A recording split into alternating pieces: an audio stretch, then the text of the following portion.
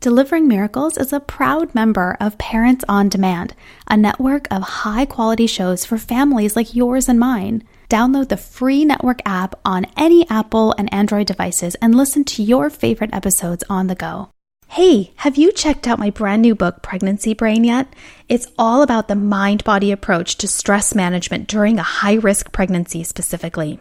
It has stories from my very high-risk pregnancy, tons of client stories, and so much research on the impact of stress on pregnancy and pregnancy complications and how you can have a healthy pregnancy.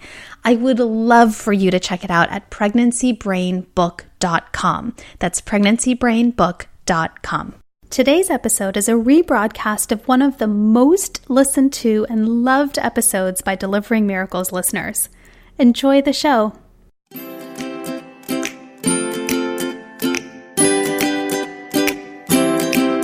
Welcome to Delivering Miracles, a podcast to teach women like you tips and strategies on how you can have a safer pregnancy so you can bring home a healthy baby. I'm your host and your high-risk pregnancy expert, Parijat Deshpande. I can't wait to chat with you.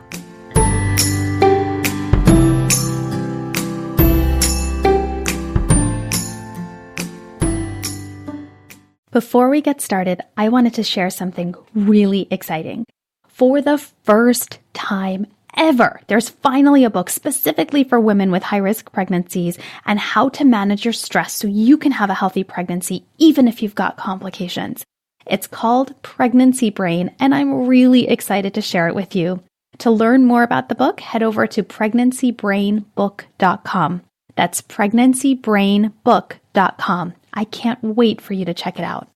So if you've been following my podcast, or me on social media, or really anything, you know I am super type A. I've actually chilled out a little bit over the years, only because of life circumstances teaching me very valuable and sometimes harsh lessons about going. But here's the thing. I have always been type A, always, since I was a little kid. And now that I have a child, I can see how some of these traits actually start super, super early. And, I have been the kind of person to always go. I never enjoyed slowing down. I love being busy. I love having several things to think about at the same time, several projects to go on at the same time. I mean, the very fact that before I got pregnant, I had multiple jobs because I loved it. I was running a mental health nonprofit called My Sahana. I was teaching up at UC Berkeley, psychology classes to upper division undergrads, which I loved. My gosh, I missed that so much. I was doing that. I was doing research. I was seeing clients. I mean, I loved it. And it wasn't because I needed to. It was because I loved it. And then on the weekends, we were busy with social activities, meeting friends and having family events and all of that. I loved it. And so you can imagine when I landed on bed rest, activity restrictions specifically, it was like modified bed rest at home, at 6 weeks into my pregnancy, that was not something that I could handle very easily because I just loved being busy. I loved being busy. When I was in grad school, I would be studying and going to clinic and then doing research and just packing my days with things to do because I loved it. And it never occurred to me that it wasn't a great quality to have. And, actually, I'll back off. It's not that it's not a great quality to have. It's that it comes with negative consequences that I was not aware of or that I decided and I chose not to listen to, right? Because the downside of being somebody that loves to go is your body takes a hit. The stress levels in your body, even if you're happy, right? We talk about this all the time. Stress is not a mindset issue. It is not necessarily an emotional issue. It is a physiological issue. So you could be thrilled. I was very happy with my life. I was happy. I enjoyed my work. I loved it. I was satisfied. But when you're constantly on the go like that, you don't have the opportunity to rejuvenate and relax. And so the stress response in your body is kicked on for a long time. Now, stress is not the problem. It's that when you don't get a chance to repair from that stress, that's when you start having problems in your body. You start getting sick more often. You start having aches and pains. You start having insomnia issues. You start, having breathing trouble. Asthma gets flared up. Autoimmune diseases get flared up. I mean, there's just so much there, right? This is so much of the premise of my book, Pregnancy Brain, and I go into a lot of that and how it impacts pregnancy specifically. But that's the part that I was missing. I never listened to my body when it was telling me, this is great, but we got to slow down here. We just need to recover. Because in my experience, my brain was the holder of the truth. So if my brain said, keep going, push harder, study more, work faster, then I would. And the problem here is when you have to slow down, right? In my case, really the biggest, most obvious moment of that was when I had to land on bed rest, and it became a choice, right? My doctor even presented it to me that way. If you want to save this baby, I recommend you stop working. In that moment, there was no question. I was going to stop working. But in the coming days after I made that decision, it became very clear to me how hard that was for me. And I have spoken since then with so many women who can really identify with that, going, yeah, I know I have to slow down, but I can't. I'm type A. I love to do stuff. I can't just sit around and do nothing. And I totally get it. But it's a shift in how you think about that time that really helps you learn how to slow down when your body really needs it the most. Laura Vanderkam has this quote. You might have seen it floating around on social media. Instead of saying, I don't have time, say it's not a priority and see how that feels. And that shift in the way that we consider time and in what we consider priorities is really, really important in helping you slow down when you love to go, go, go. The key to slowing down when you love to go fast is to get clear on your number one priority and stay laser focused on it. That's really the key. That's it right there. It is much easier said than done, but that is the key right there. Get clear on your number one priority. What we do is the opposite. We think of our to-do lists and we think of all the things that we need to do, right? How many times have you written a to-do list of like 47 things you need to do today, knowing you only have like 3 hours to do them, thinking you can get through most of them, right? And then at the end of the day, you have like 2 things crossed off and you feel like, oh my God, I didn't do anything. What an unproductive day I've had, right? I've totally done it. I do it all the time, actually. I can do it. I can get through this. No, I can't. But it's like they say, right? Everybody's got 24 hours and it's how we use them that is dependent on each of us. And the best way to slow down when your body is telling you you have to is not to put less on your to-do list. Obviously that helps, but it's really to get clear on your number one priority. What is most important to you in this phase of your life? And that phase could be a day, a week, a month, your pregnancy, a year, whatever that phase is for you, a quarter, whatever that is. Get clear on your number one priority and then stay laser focused on it. I had a client, most of my clients actually, I would say like 99% of my clients are type A. I think we just attract each other to ourselves. We just kind of can feel it in the air. Oh, you understand this obsessive need to work all the time. I'll work with you. So like 99% of my clients are type A, okay? I'm very proud of this because I'm glad that they're getting the support that they need. Not all of them are though. I have had clients who are not necessarily type A, but every single 100% of my clients have this need to do, right? When we feel helpless, you want to do something.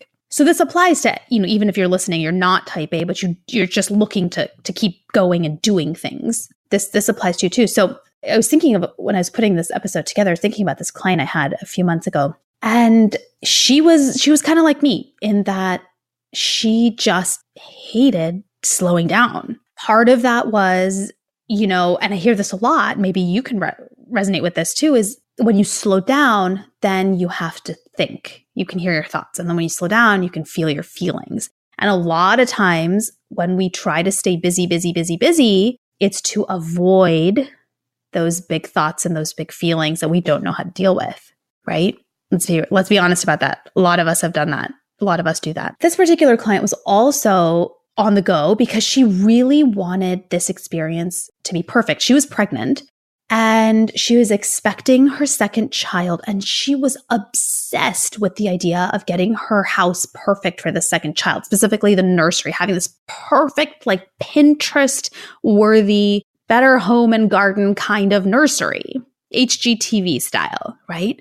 And some of that was leftover grief from not being able to have done that the first time because her first was a preemie, so she never actually got to build a nursery. And this was kind of her way of making up for that and processing some of that leftover grief.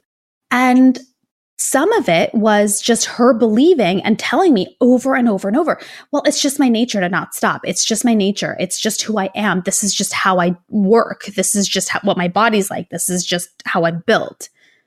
But the problem is that she would go with that narrative that this is what I'm like. This is just, I just have to, I can't slow down. I'm type A. I can't slow down. I can't do that. And then she would push herself every day to get things done with the nursery, get things done around the house. And she would have preterm contractions. She would have elevated blood pressure. She couldn't sleep at night because she was so wound up. And so she came to me because of those complications thinking, hey, you work with women with complications, help me manage them. Not at all connecting that the two were related. And so when we started working together, so much of that work was around identifying the triggers for these physical complications. You've heard me say it before on this podcast, and I'm going to say this over and over and over until my last breath. When you have complications of any kind in your health that involve inflammation, aches and pains, contractions, anything related to the endocrine system, anything related to your hormonal system, anything related to the immune system, that is an indication that stress is playing a role. It may not be the only thing, but it is one of the things. There is no way that you are going to have any health complications related to your endocrine, immune, or hormonal systems or your neurological systems or anything like that, inflammation, having inflammation, elevated blood pressure, anything like that. There's almost no way that you're going to have that where stress is not playing a role. And again, I'm not saying emotional stress. I'm saying physiological stress, okay? Because it all works together. These systems are intertwined. They work together and they influence each other. And that's why I do the work that I do, because while the doctors are trying to figure out the medical cause, I'm coming in and trying to figure out the physiological cause from a stress perspective. And we're trying to work out it together and manage that. And so she had a really hard time with this idea of slowing down. And she would tell me, I can't do that. I don't want to do that. I don't want to slow down. And one of the biggest things that I had to learn and that she had to learn is that most of these decisions are a choice. They're decisions. Most things in life are a choice. And we don't actually maybe like to admit that or like to believe that, or we just don't even think of it that way. Like something like your height obviously is much more genetically loaded than anything else. Although if you choose to eat poorly growing up, then, there's a little bit of impact on that. But I mean, for the most part, there are some things that are really mostly genetic. But most things, especially as adults, related to our health are choices. Most behaviors like this of wanting to go are choices. It's a choice that we make. You might feel like you are naturally built to be this way. And yes, you might have a predisposition to be more of a type A type, or you might like to stay busy more than other people. And absolutely fine. We're all different. That's related to personality traits, which are genetic. Right? They're inborn. We're born with them. We can see them in babies from as early as a few days old. Like some babies are just more chill. Some are more needy. Some are more sensitive to sounds or sensory stimuli, things like that. But for the most part, even if we've got some of this genetic predisposition is what it's called, what we do with that is a choice. And that's really hard to hear. I get that because I was one of those people. I'm type A. I like to work hard. I like to work constantly. And I would convince myself that that's who I am and that if I stopped, then who am I? Which did lead to a tremendous identity crisis on bed rest, which is probably a whole other episode that I could talk about. But so I understood what I'm saying is I understood where she was coming from. It's hard to let go of that part of you when you feel like that part of you is you. And so our work together was around changing that narrative. I gently pushed her to move away from that language of thinking about this as who she is inherently. And I encouraged her to think about her actions in terms of priorities, right? So I asked her, there's a call that we did once where I asked her, what is your number one priority during your pregnancy? Like, what is the number one thing that you want to have happen? And of course, she came up with a list of like 15 things. So part of the work was actually, no, just one. What is one? That if you do that one thing, and that is all you do, and that is all that happens from this pregnancy, you will be satisfied. Is it having the perfect nursery? And there's no judgment, right? When I talk to her about this, there's no judgment. What that priority is personal to each of us. Maybe it is that perfect nursery, but you've got to know that. You've got to make that a conscious choice. So I asked her, is it that perfect nursery?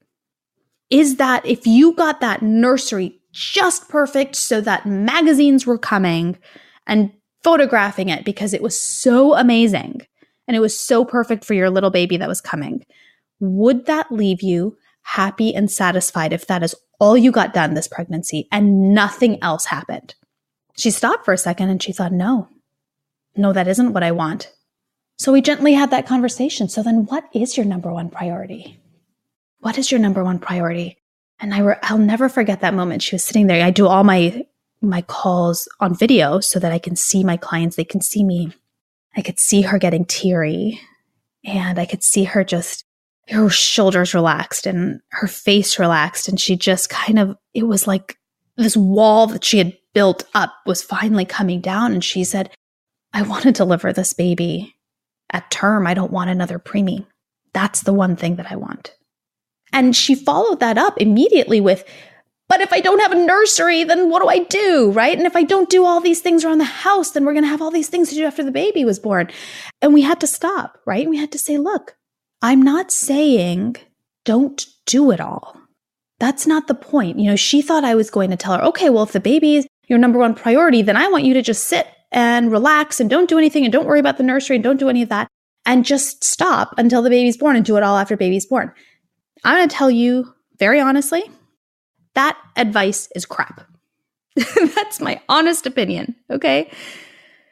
It is completely useless and unhelpful to tell somebody who loves to keep doing things to stop doing things.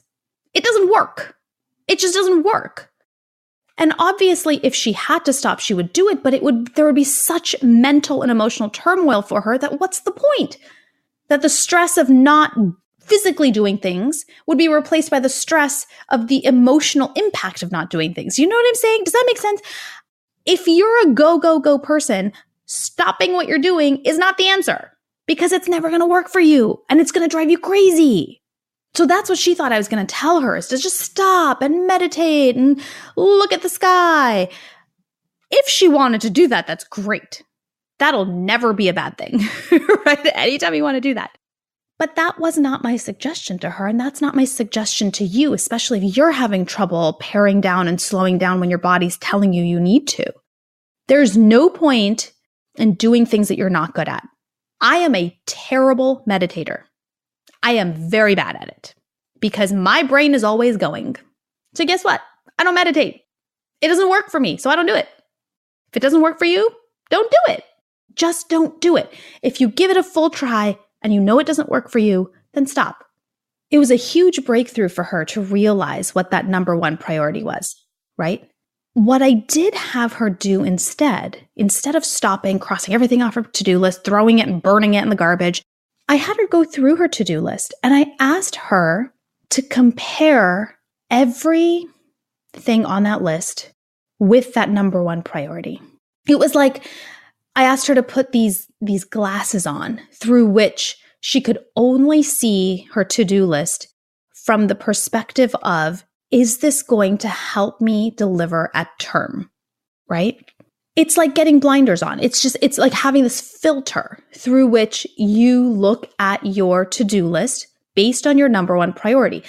Delivering a term may not be your number one priority. There is no judgment from me here because you might have other things going on in your life at this particular time that are more important. Like your goal might be to make it to 28 weeks based on your circumstances.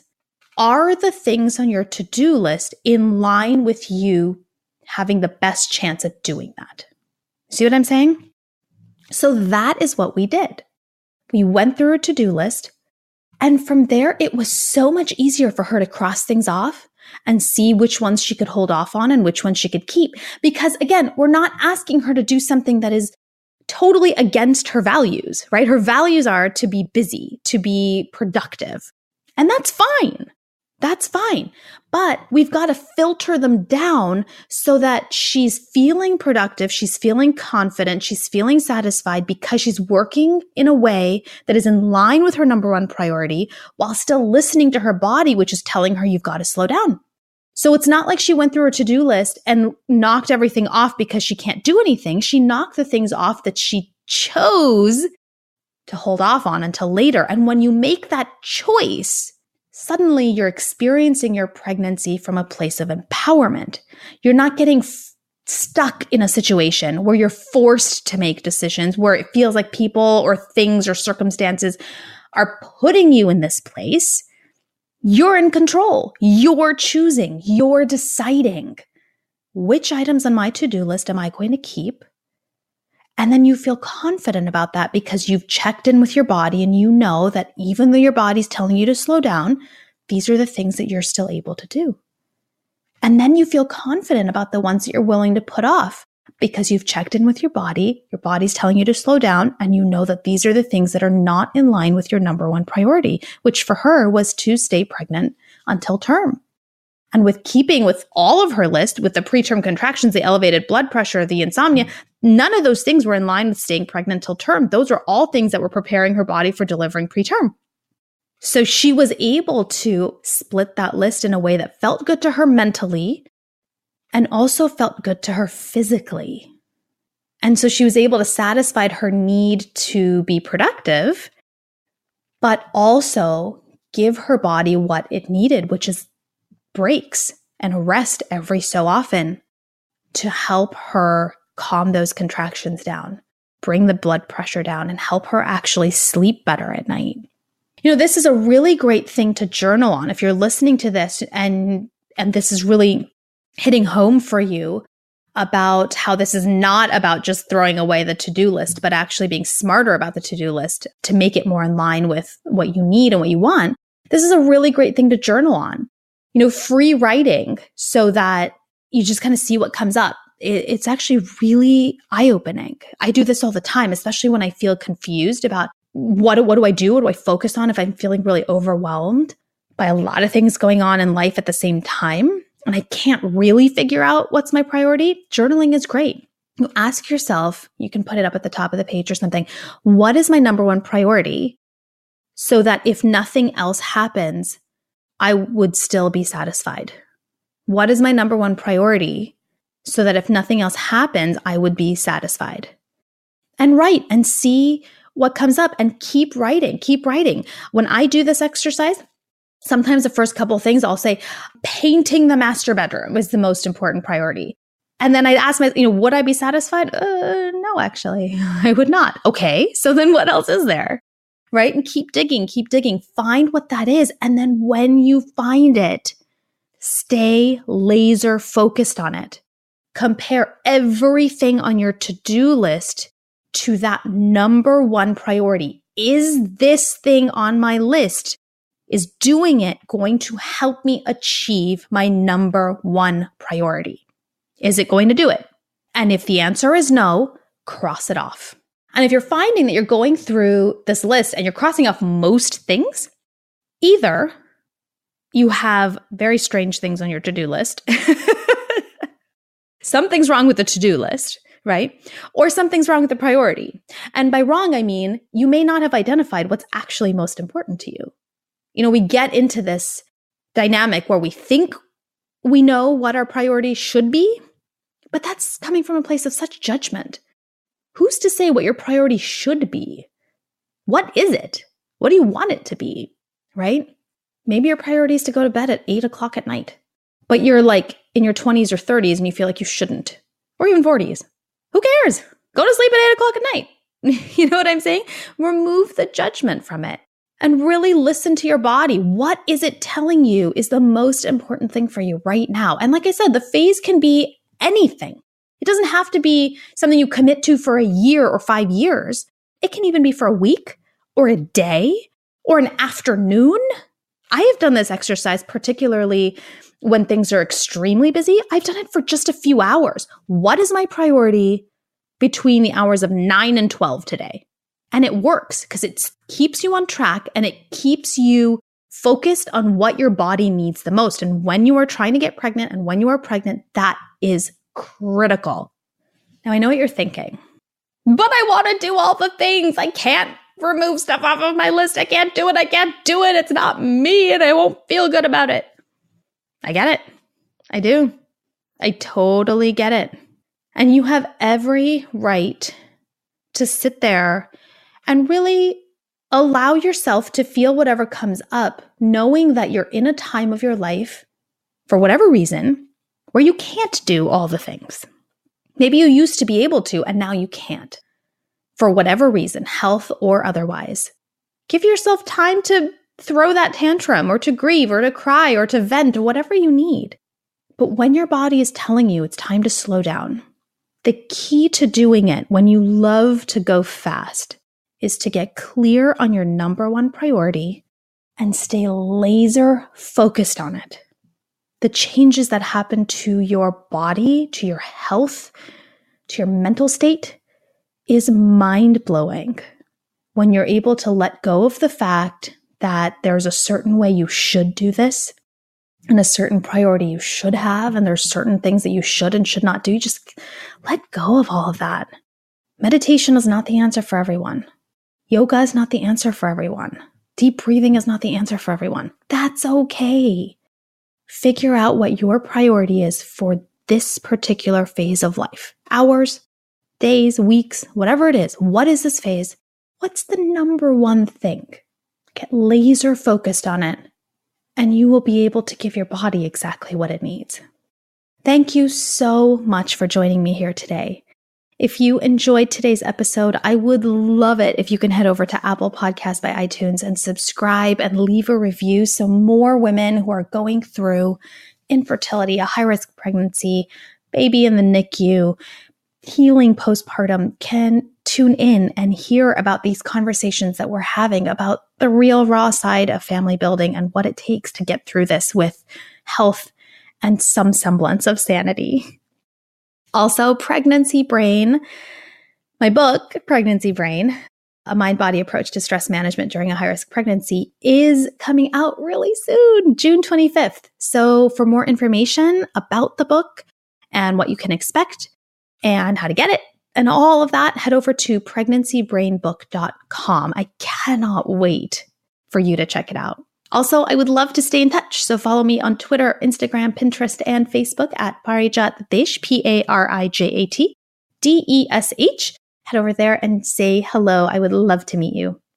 Larry Flint said, along with a strong belief in your own inner voice, you also need laser-like focus combined with unwavering determination. I think that just so beautifully sums up what we talked about today. Stay focused. Listen to your body. Stay focused on what you need. And then work towards that. You don't need to stop your life in order to be productive, in order to be healthy. Just stay focused on what you need the most. And it is absolutely possible, even if you have health complications, even if you have pregnancy complications. I see it all the time with my clients. I see it every day. It is mind-blowing. And I know it is possible for you too. Take it one day, one step at a time. You can do this.